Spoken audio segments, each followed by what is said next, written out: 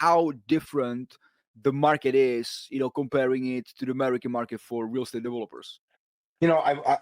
It's tough, man. Like I think that there's areas in the U.S. that are definitely developer friendly, like Texas, Florida, Mhm. a lot of the Sunbelt, the Carolinas, for example.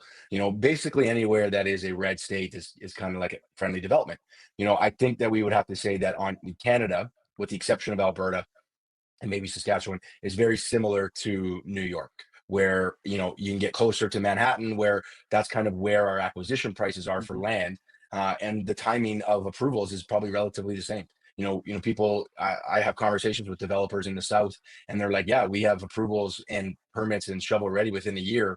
And for us, where our approvals are 3 to 4 years, and we're shovel ready after 5 years, right? So you got to be, and those are things I didn't realize when we were getting into it. We were told differently. And when we first got into development, my team and I, we were told that it was going to be 8 to 12 months to approval. Okay, we can manage that, no problem. You get the approval, you refinance the land, you maybe flip it to a different Mhm. a different buyer. But we end up getting caught in COVID, and COVID really blew everything up for us, Mm. in terms of all the developments, all the processes. And then after COVID happened, a year after COVID, we got out of COVID, we had the interest rate hikes, which put a freeze on a lot of different things.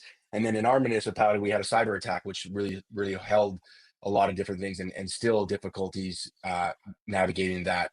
Our municipality that we're working with had to rebuild their whole system. So we're still working through the kinks with that, and makes things a little bit difficult. So I would say that we're very similar to, New York, Manhattan region, north of the city, in terms of from that regard. And it makes things difficult, but if you can survive and get through those, I think that the profit's there at the end of the day.